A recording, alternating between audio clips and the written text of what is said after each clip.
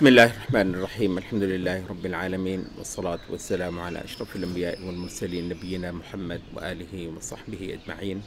أما بعد. آج چوتھی ہماری نشست چل رہی ہے تمہیدی سیشن کے بعد، چوتھا پارہ. لیکن کل جیسے ہم نے کہا تھا کہ ہم نے صرف سورۃ البقرہ ختم کی تھی، تو آج سورۃ آل عمران پہ ہماری بات ہوگی. سورۃ البقرہ کو بعض اہل علم نے یہ بات کی ہے، سورۃ البقرہ کو اگر آپ نے ایک محور بتانا ہو یا ایک عنوان دینا ہو تو وہ ہے استخلاف، اس امت کا استخلاف، اس امت کے لیے زمین کی جانشینی وسیع ترین معنی میں. ظاہر اس کی بنیادیں، اس کے تقاضے، اس کی حدود، اس کی قیود، اس کی شرطیں وغیرہ وغیرہ، اور پوری تشریح اور وہ سارا تہذیبی تصویر. تو استخلاف فی الارض سورۃ البقرہ. اور سورۃ آل عمران کو اگر آپ نے صرف ایک لفظ دینا ہو تو اس کا نام ہے ثبات، استقامت، ڈٹ جانا. یعنی عین وہی حقیقت جو سورۃ البقرہ میں بیان ہوئی ہے اس کے اوپر استقامت دکھانا. بھی ایک چیز مل گئی ہے اور روئے زمین پر اور اس انسانیت کی تاریخ میں اب اس کے بعد تو کسی نے نہیں آنا، ہمارے بعد کسی نے نہیں آنا. رسول جا چکے اور رسولوں کے ورثے کے امین واحد یہ انسانی جماعت. اچھا، تو اس امت، خاص اس امت کے حق میں ڈٹنا اور آخری درجے کا اصرار کرنا اس آسمانی حقیقت پر، تو یہ ہے وہ خصوصی موضوع جو اول تا آخر چل رہا ہے. ہم نے کہا ایک لفظ دینا ہو تو وہ ہے ثبات، استقامت. اگر ہم نے دو لفظ دینے ہوں سورۃ آل عمران کو تو وہ کہتے ہیں کہ توحید اور جہاد. پوری سورت جو ہے تقریباً یوں کہہ لیں کہ پہلا آدھا حصہ توحید اور دوسرا آدھا حصہ جہاد. اچھا، انہی دو چیزوں کو اگر ہم نے تھوڑا سا دو لفظ ریپلیس کر کے کہنا ہو تو اہل علم نے کہا کہ وہ ہے پھر جدال اور قتال. سورۃ آل عمران پوری کی پوری جدال. وہ جو توحید ہے وہ ظاہر ہے وہ جو قلب پر وارد ہونے والے موضوعات ہیں وہ تو ہے ہی، توحید وہی کہہ سکتی ہے جو قلب کے اوپر وارد ہونے والے موضوعات نہ رکھتی ہو، تو وہ تو ہیں ہی ہیں. لیکن اس کی ایک بہت بڑی جہت توحید کو خراب کرنے کا جو ایک عمل ہے. اور توحید وہ انسان کی وہ پوزیشن جو ہم نے بالکل ابتدا میں کہا تھا، انسان کی عین وہ پوزیشن جو خدا کو مطلوب ہے، اس کا نام توحید ہے، اس کا نام عبادت ہے، اس کا نام ایمان ہے. یہ لفظ مختلف ہیں مگر اب ایک ہی حقیقت کو مختلف اینگل سے دیکھنے کا ذریعہ ہے. تو اچھا، اب اس توحید دعویٰ اس کا ہے، اس دعویٰ اس توحید ہی کا ہے، لیکن اس توحید کے اندر جو بگاڑ آیا ہے تو اس کو درست کرنے کے اندر ایک شدید ترین نظریاتی عقائدی مزاحمت، تو وہ جدال ہے. تو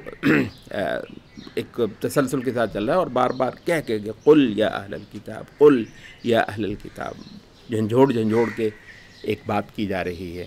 تو وہ ہے جدال. اور اس کے بعد پھر جہاد ظاہر ہے ایک وسیع ترمینے میں ہے، تو اس کی بھی جو قتال والی صورت ہے تو وہ اپنے عروج پر ہے. بلکہ قرآن پڑھنے والوں نے جو چیز نوٹ کی ہے وہ کہتے ہیں کہ اس امت کو جہاد کی کا جو فرض ہے وہ تھمانا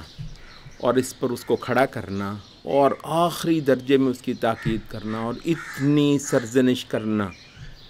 اس واجب کے اندر اگر کوئی کوتاہی ہو، تو کہتے ہیں کہ یہ جو موضوع ہے نا جہاد پر کھڑا کرنے اور اس میں ذرہ جو ہے وہ چھوٹ نہ دینے کا، کہتے ہیں یہ موضوع قرآن مجید کی بے شمار صورتوں میں ہے، لیکن اپنے کلائمیکس میں آپ کو دو صورتوں کے اندر ملتا ہے، ایک صورت آل عمران اور ایک صورت توبہ۔ ظاہر ہے کہ اس کا یہ جو موضوع ہے اچھا مطلب ثبات توحید پر، توحید کی اقامت اور تحقیق اور احقاق جہاد کے ذریعے سے، تو اس میں جب شدید تاکید کی جائے گی اس امت کو، تو لا محالہ پھر ایک اور موضوع آ جائے گا اور وہ بھی پھر اپنے کلائمیکس پہ جائے گا، اور بلا شبہ وہ موضوع اپنے کلائمیکس پہ ہے سورت آل عمران اور سورت توبہ کے اندر، وہ ہے منافقین کا موضوع، کیونکہ یہی وہ ہیں جو فرائض شریعت جو کہ نہایت کڑے اور بالکل جسے کہتے ہیں نا جان نکال دینے والے، کیونکہ آخرت کوئی چھوٹی چیز تو ہے نہیں، اور خدا کو پانا کوئی بہرحال مذاق تو ہے نہیں، تو اس میں پھر منافقین کا موضوع جو ہے وہ جڑ جاتا ہے، اور منافقین کا موضوع جو ہے وہ عقیدے سے لے کر عبادت اور جہاد تک وہ چلتا ہے۔ تو یہ ہے عمومی فضا جو سورت آل عمران کے اندر آئی ہے۔ تو جب ہم نے کہا کہ دو لفظ میں بیان ہونا توحید اور جہاد، تو پہلی ابتدا سورت کی الف لام میم اللہ لا الہ الا هو الحی القیوم، توحید سے شروع ہوتی ہے۔ آخری آیت کیا ہے؟ یا ایھا الذین آمنوا اصبروا وصابروا ورابطوا واتقوا اللہ لعلکم تفلحون، جہاد تو توحید سے شروع ہوئی ہے اور جہاد کے اوپر ختم ہوئی ہے۔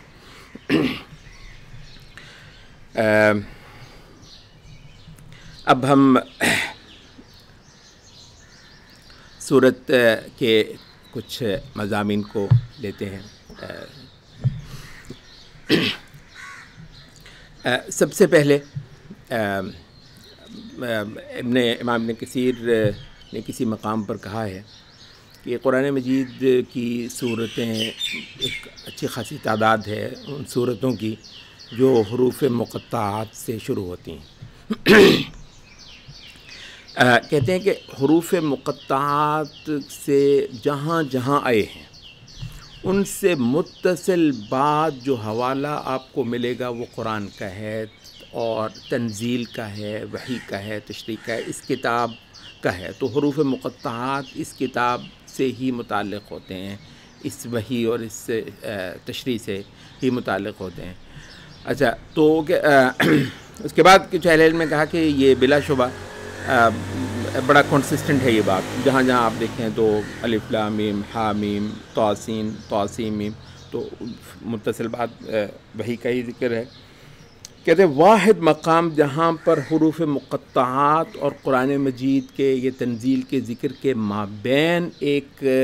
اعلان ہوا ہے، وہ یہ سورت آل عمران کا مقام ہے اور وہ توحید کا ہے۔ یعنی یہاں پر بھی الف لام میم، آگے نزل علیک الکتاب بالحق، لیکن بیچ میں کیا ہے؟ اللہ لا الہ الا هو الحی القیوم۔ تو خدا کی توحید کا بیان جو ہے یہ نہایت منفرد طور پر سورت آل عمران ہی کے اندر آیا ہے۔ اچھا، اب اس میں یہ روایات بھی نبی صلی اللہ علیہ وسلم سے وارد ہوا ہے مضمون، اور اہل علم نے بھی اس کا بہت کثرت سے تذکرہ کیا ہے۔ اللہ کا اسم اعظم جو کہ سورۃ البقرہ اور سورۃ آل عمران کے اندر وارد ہوا ہے، تو وہ کہ اس میں سے ایک یہی مقام ہے اللہ لا الہ الا هو الحی القیوم، اور یہ عین وہ ہے جو آیت الکرسی کے اندر بھی بیان ہوا ہے۔ تو اس کی عمومی فضا کیا ہے؟ کہتے ہیں کہ یہ اللہ کا الحی القیوم ہونا اور لا الہ الا ہو کا ذکر ہونا، اس کا ایک ریفرنس وہ عیسیٰ علیہ السلام جن کو خدائی کے منصب پر بٹھایا گیا ہے، اور خدا کا بیٹا ایک جہالت کی بنیاد پر بہت بڑی روئے زمین کے ایک بہت بڑے طبقے کا اعتقاد بنا۔ تو عیسیٰ علیہ السلام کی خدائی کا انکار اور ان کی عبدیت کی تقریر جو اس صورت کے اندر ہوئی ہے، تو کہتے ہیں اس کی طرف کو ایک بنیادی اشارہ ہے کہ الہ وہ ہوتا ہے جو زندہ ہو۔ اور تو جس کو اچھا سبحان اللہ جتنی شدت سے اس کو خدا کا بیٹا کہتے ہیں، اتنی ہی شدت سے اس کی سولی کا بھی ذکر کرتے ہیں، اس کو سولی پر چڑھا دیا گیا۔ تو موت اور خدائی کو اکٹھا کر دینا ان اصحاب کا کمال رہا۔ تو کہتے ہیں کہ اس کا جو ہے اس کی طرف کو اشارہ ہے کہ خدائی اس کی جو الحی القیوم زندہ پائندہ ہے۔ اور اس کے ساتھ ہی ایک اور چیز کو بھی ملحق کیا اہل علم میں، اور صورت آل عمران سے ہی ہے، اور وہ ہے کہ وما محمد الا رسول قد خلت من قبلہ الرسل افإن مات او قتل انقلبتم علی اعقابکم، یعنی جہاں عیسیٰ علیہ السلام کی عبدیت اور موت ایسی حقیقت جو ہر نفس پر وارد ہونی ہے، تو جہاں ان کا ذکر ہوا ہے تو اس کے ساتھ محمد صلی اللہ علیہ وسلم کا بھی ذکر ہوا ہے، اور اس سے بڑی کوئی چیز نہیں ہے نہ عیسیٰ علیہ السلام کے لیے نہ محمد صلی اللہ علیہ وسلم کے لیے کہ وہ اللہ کے عبد ہوں، اور یہ اللہ کی بڑائی ہی کروانے ہیں،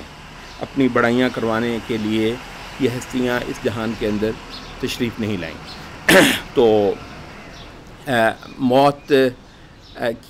جو ہے وہ منافی ہے خدائی کی صفت کے، تو ازل اور ابد کی جہتوں سے جس کی جو زندہ پائندہ ہستی ہے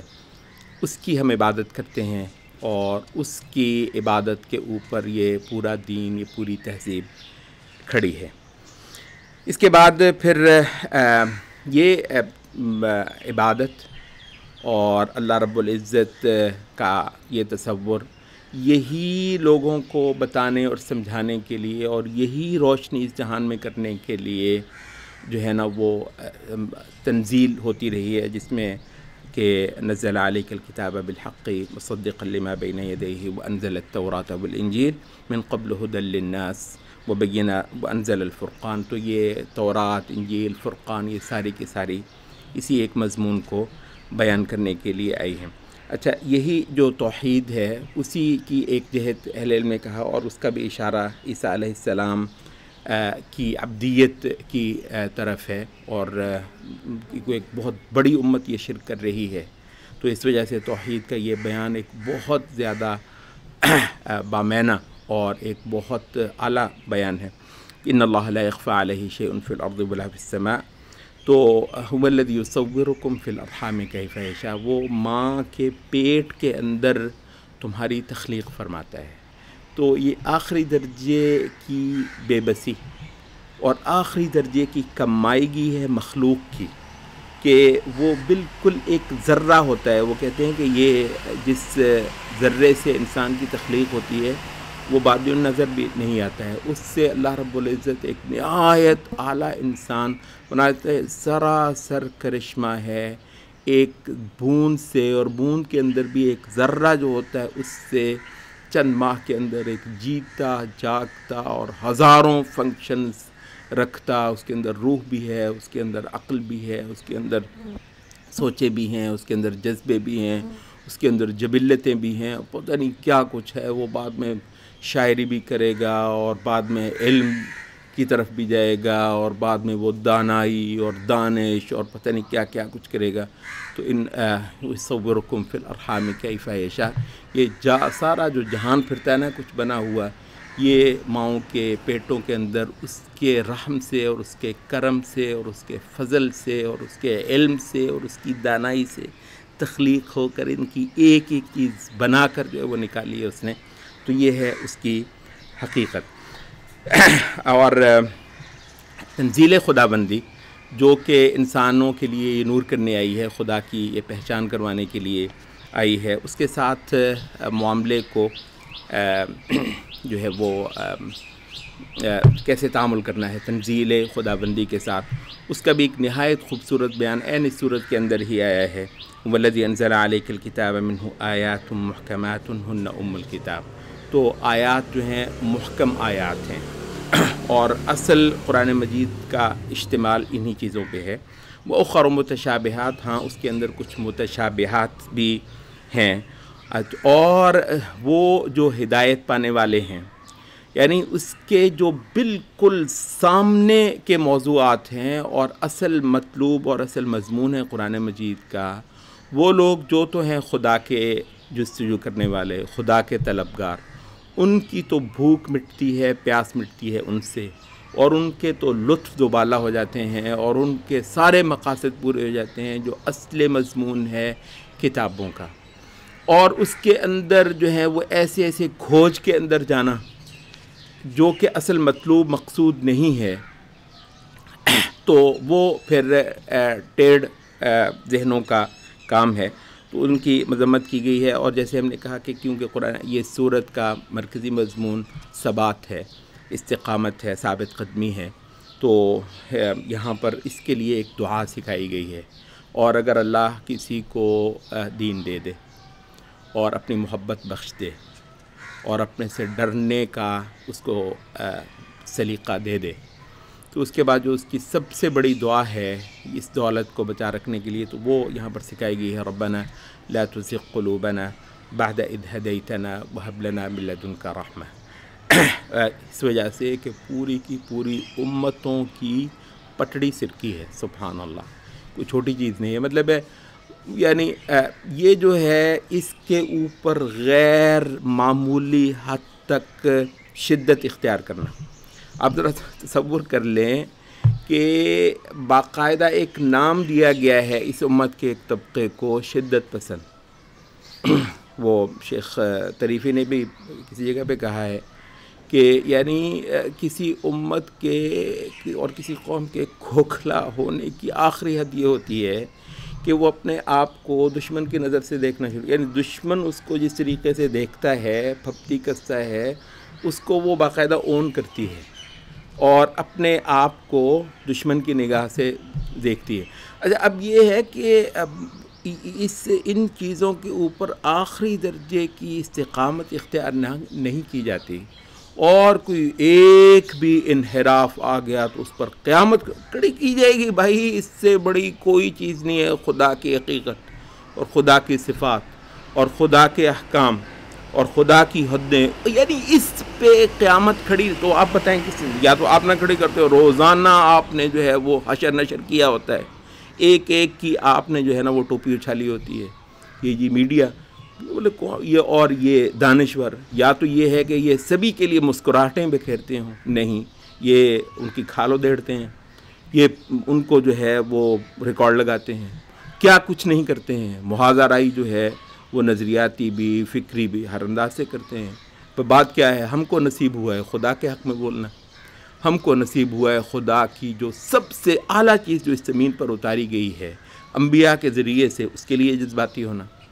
اور اس کے لیے آخری درجے تک جو ہے وہ مسئلے کو سنجیدہ بنانا۔ وہ جو کہتے ہیں مولوی صاحب آپ کو کیا ہو گیا ہے، یہ آپ اس پہ کیوں گرم ہو رہے ہیں، مطلب یا تو یہ ہو کہ اس جہان کے اندر کوئی چیز ہو ہی نہ جس کے لیے بندہ گرم ہو، ٹھیک ہے جی، کوئی آپ کے ساتھ جو مرضی کر جائے، یہ تو آپ بھی نہیں کرنے دیتے، تو پھر وہ کون سی چیز ہے جس کے لیے جوش میں آئے؟ آپ کے لیے وطن ہوگا، آپ کے لیے معیشت ہوگی، آپ کے لیے کرپشن کے مسئلے ہوں گے، ہمارے لیے خدا کی صفات ہیں، ہمارے لیے خدا کا مقام ہے، خدا کے نے جو شریعت اتاری ہوئی ہے اس کی حدود اور قیود ہیں، ان کے لیے ہم ہوتے ہیں، نصیب کی بات ہے، ہمارے لیے یہ ہوا، تمہارے لیے وہ ہوا۔ تو دین کی حقیقت پر استقامت کے لیے باقاعدہ یہاں پر دعا سکھائی گئی ہے۔